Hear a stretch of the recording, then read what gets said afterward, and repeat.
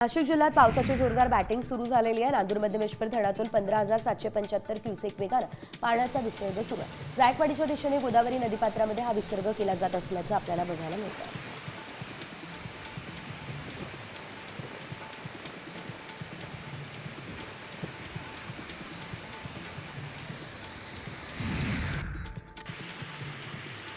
जालना जिल्ह्याला मुसळधार पावसानं झोडपले। परतूर, मंठा आणि घनसावंगी तालुक्यामध्ये मुसळधार पाऊस सुरू आहे। मुसळधार पावसामुळे घनसावंगीमधील नारोळा तर परतूर तालुक्यातील सरस्वती नदीला पूर आला।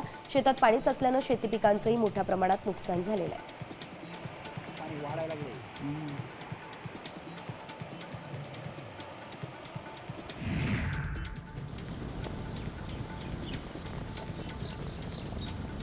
धाराशिव जिल्ह्यातील कळंब शहरातून आता मांजरा नदी दुथडी भरून प्रवाहित झालेली वाहतीये। नदीच्या पाण्यावर अवलंबून असलेल्या कळंब, खडकी, लोहटा, करंजकला, हिंगणगाव, शिरढोण आदी परिसरात गावातील शेतीला मोठा फटका बसणार आहे।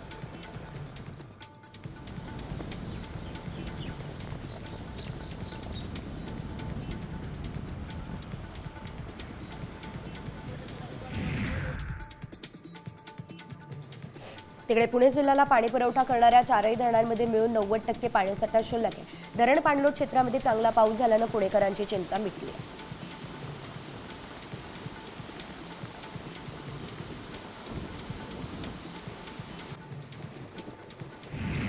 वाशिम जिल्ह्यामध्ये दमदार पावसामुळे अडाण धरणाच्या पाणीसाठ्यात वाढ झाली आहे, तर धरणाचा तिसरा दरवाजा उघडलाय।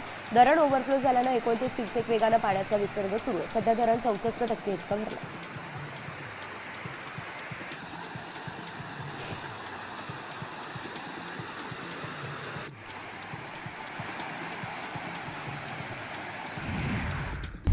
आता isakal.com आहे देशातील नंबर 1 ची मराठी न्यूज वेबसाईट। प्रत्येक अपडेटसाठी isakal.com ला नक्की भेट द्या।